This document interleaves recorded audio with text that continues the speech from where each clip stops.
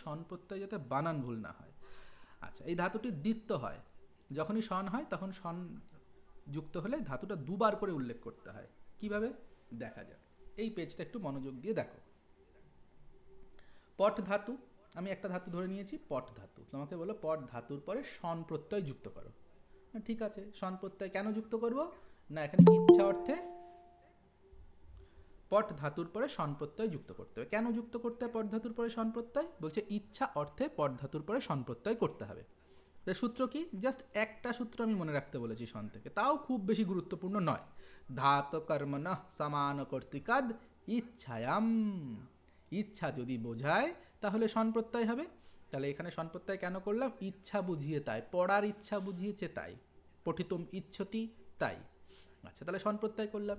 এইবার শন প্রত্যয় যখন যুক্ত করা হচ্ছে তখন বলতে হবে যে আগের পট ধাতুটা সার্বধাতুক না আর্ধধাতুক। এটা চেনারও আবার অনেক উপায় রয়েছে, সেই ঝামেলায় যাব না।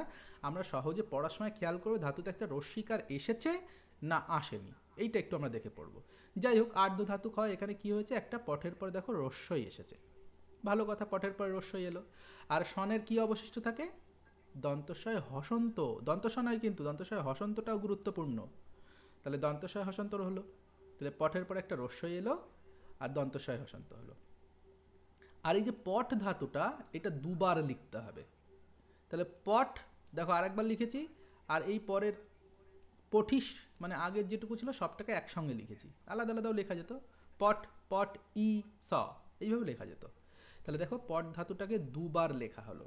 শন প্রত্যয়ে সব কটা ক্ষেত্রেই ধাতুর দ্বিত্ব হবে।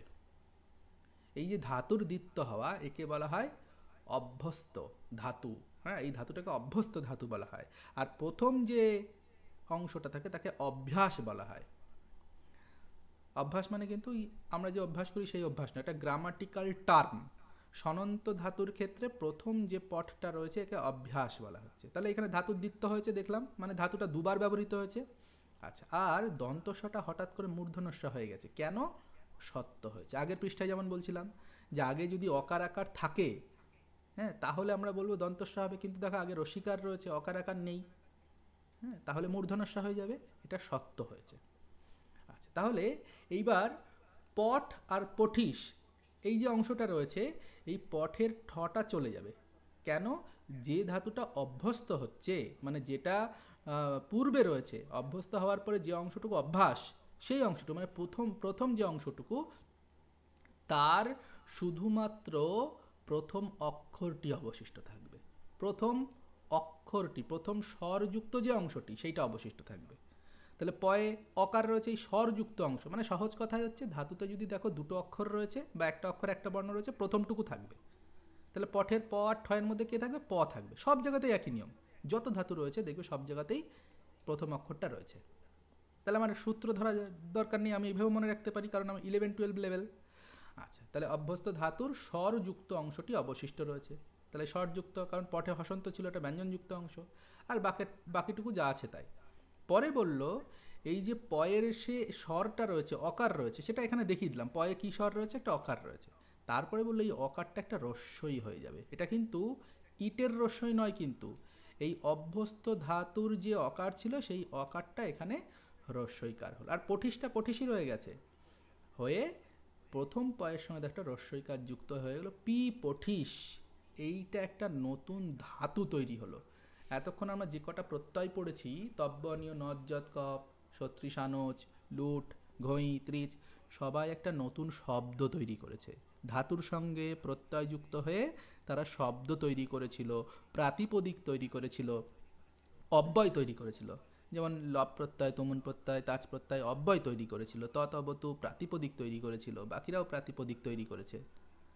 কিন্তু শন প্রত্যয় কী করলো, নতুন একটা ধাতু তৈরি করলো। ধাতুটা কি, পি পঠিস, এটা একটা ধাতু। এবার পি পঠিসের পরে তুমি লটতি, লটতস, লটন্তি যা খুশি করতে পারো, তোমাকে যেমন দেবে পরীক্ষায় তোমাকে তাই করতে হবে। যদি বলা হয় পঠিতুম ইচ্ছতি, না বলে বলো পঠিতুম ইচ্ছামি, তাহলে কি করবে, পি পঠিসটুকু হচ্ছে ধাতু, তার সঙ্গে ইচ্ছামিতে কি থাকে, আমি থাকে, জুড়ে দাও পি পঠিসামি, হয়ে যাবে উত্তর। পরীক্ষা এরকমই দেবে, পি পঠিসতি দেবে না। দেবে পঠিতুম ইচ্ছা মহা, এক কথায় প্রকাশ করো। এইবার সবাই তো পি পঠিসতী পড়ে এসছে, প্রথম অপশানই থাকবে পি পঠিসতী, ওটাতেই টিক মারবে 50% ছেলে মেয়ে। হ্যাঁ, বাকি 50% ছেলে মেয়ে রস্যইকার, দীর্ঘইকার, মূর্ধন্য স, দন্ত সতে ভুল করবে।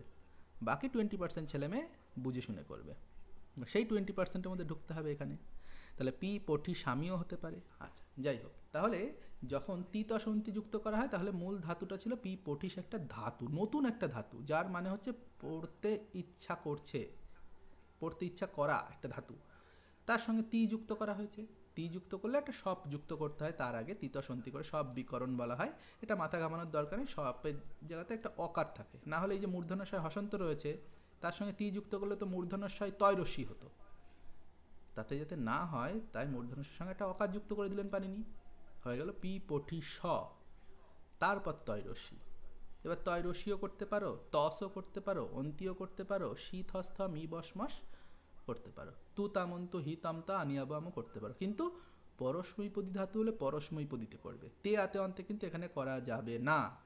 পরীক্ষায় একটা অপশন এরকমও থাকবে, পি পঠি সতে করা যাবে না। কেন পি পঠি সতে হবে না? কারণ পট ধাতু তুমি কেমন পড়েছো, পঠতি পঠতা পঠন্তি, পরস্মৈপদীতে পড়েছো, আত্মনেপদীতে তো পড়নি, তাই কিন্তু তে যুক্ত করা যাবে না। তাহলে এই রূপটা আমরা আর একবার দেখে নিই, কারণ এইটা বুঝতে পারলে বাকি যে জায়গাগুলো রয়েছে সেই জায়গাগুলো কিন্তু তুমি বুঝতে পারবে। বাকি যে শব্দগুলি রয়েছে এইভাবে ধরে ধরে বাড়িতে যদি প্র্যাকটিস করো তুমি ম্যাক্সিমাম মিলিয়ে দিতে পারবে। সবগুলো মিলবে না, কারণ সবগুলো তো ব্যতিক্রম তো থাকেই, সব ব্যতিক্রম সব একটা নিয়মে মেলে না, তখন আমাকে অনেকগুলো নিয়ম জানতে হয়। এটা সবসময় কার জন্য সঠিক নিয়ম যে একটা নিয়ম শিখলাম 100টার 100টা তাতে মিলে যাবে, তা কখনোই হয় না। তাহলে তো পানিনি একটা সূত্র করতো, কারকের একটা, সমাসের একটা, কর্মকারকের একটা, তৎপুরুষ সমাসের একটা, সব সমাসের একটা একটা সূত্র করতে, তা তো নয়। ব্যতিক্রম থাকে, তার নিষেধ থাকে, নানা রকম বিষয় থাকে, কিন্তু ম্যাক্সিমামটা মিলে যায়, এরকম কিছু নিয়ম থাকে, সেইটা হচ্ছে এইটা। তাহলে সনন্ত ধাতুর পরিণত রূপ কেমন, তার ফরমেশন কেমন, গঠন কেমন, সেটা এখানে দেখব। তাহলে পট ধাতুর সঙ্গে তোমাকে বলো সন প্রত্যয় করতে, তুমি জিজ্ঞাসা কেন করব, উত্তর দিয়ে দিল পানিনি যে এখানে ধরে নাও ইচ্ছা অর্থ বুঝিয়েছে এবং সমানুকর্তৃকত্ব আছে, তাহলে সন প্রত্যয় করা যেতে পারে। তাহলে সন প্রত্যয় করলে কি হচ্ছে, বলছে সনের দন্তস্বয় হসন্ত থাকে, প্রথম লাইনে বাদ দিয়ে দিলাম বাকিটুকু। আর কি হলো, একটা মূল ধাতুর পরে রস্যই এলো, মূল ধাতুর পরে, এখনো দ্বিত্ব করিনি কিন্তু, মূল ধাতুর পরে ইট আগম ঘটেছে, এটা রস্যই দিয়েছি, এটা কিন্তু অ্যাকচুয়ালি ইট, রস্যই টয় হসন্ত, ইটের রস্যই রয়েছে, এটা দেখানো উচিত ছিল টয় হসন্ত দিয়ে, হ্যাঁ, এটা শুধু রস্যই দেখানো হয়েছে। তাহলে টয় হসন্তটা চলে গেল, থাকলো ই। আচ্ছা, এবার এইটুকুকে তুমি মনে করো একটা পুরোটা ধাতু, যুক্ত করে দাও, প ঠয় রস্যি দন্তস্বয় হসন্ত পঠিস।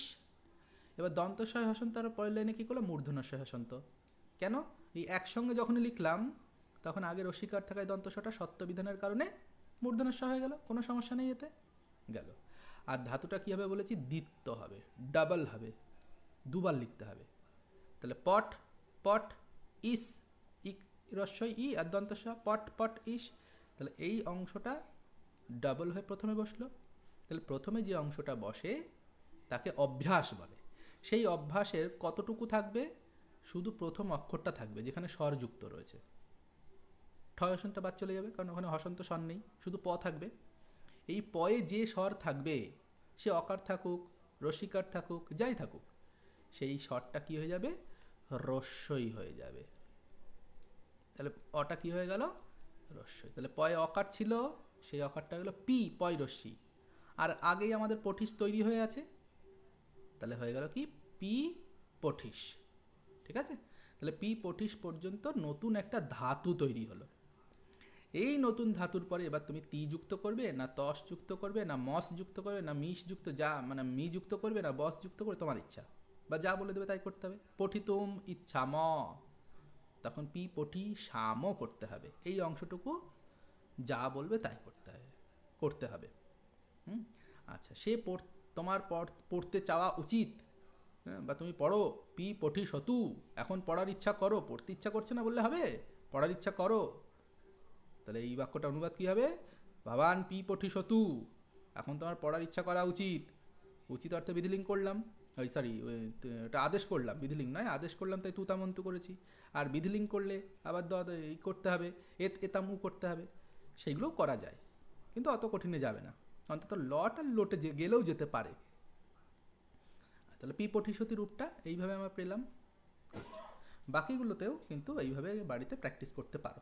যেমন, আচ্ছা কোথায় গেল, হ্যাঁ দেখো 4টে ধাতু এখানে দিয়েছি, বদ ধাতু। তাহলে বদ, শন, লট, তি।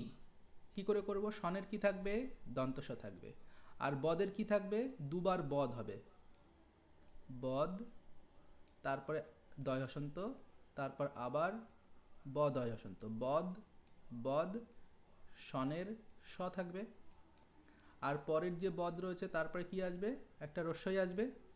আর প্রথম বদের দয় হসন্তটা চলে যাবে, তাহলে কি থাকছে? বদের ব থাকলো, আর পরের ব দয় রস্যি দন্তস্বটা হয়ে যাবে মূর্ধনস্ব, হয়ে গেল বদিশ। আর প্রথম বয়ে কি আসবে? অকারের জায়গায় একটা রস্যিকার হয়ে যাবে। তাহলে রূপটা কি হলো? বি বদিশ। এবার বদ্ধাতু পরস্মৈপদী, তাহলে বি বদিশতি, বক্তুম ইচ্ছতি বি বদিশতি। আচ্ছা, পথ ধাতু কি হবে? একই রকম করো। পথ ধাতুতে দুবার দুবার লেখো, পথ পথ ই স, তাহলে পি পতি, তাহলে পথ পি আগে ওই পয়ের সঙ্গে রস্যই হলো পি পতি, তারপরে সনের স আর তি, পি পতি সতি। বিদ ধাতু, বিদ ধাতুতে কি হবে? বিদ ধাতুর পরেও ইট আগম ঘটবে, হয়ে যাবে বিদি। আর প্রথম বটা বয়রস্যি হবে বি বিদি স তি, বি বিদি সতি, মূর্ধনস্য হয়ে যাবে। প্রচ্ছ, শন লট্টি, প্রচ্ছটা হয়ে যায় পৃচ্ছ, প্রচ্ছটার প্রচ্ছ থাকে না, তাহলে এটা কি হয়ে যাচ্ছে? পৃচ্ছ, চয় ছ। তাহলে চয় ছ যখন হলো, তাহলে শুরুতে কি আসবে? এইটাই আসবে, পয় রিকার আসবে। পয় রিকারের রিটা চলে গিয়ে কি হয়ে যাচ্ছে? পি হয়ে যাচ্ছে, পি পৃচ্ছ, তাতে ইট করো, হয়ে গেল পি পৃচ্ছি, আর সতী হয়ে গেল মূর্ধন্য তয় রসি। এইভাবে প্রি পৃচ্ছি সতী, এই রূপটাও কিন্তু ইম্পর্ট্যান্ট একটা রূপ, প্রচ্ছ ধাতুর রূপটাও কিন্তু ইম্পর্ট্যান্ট একটা রূপ।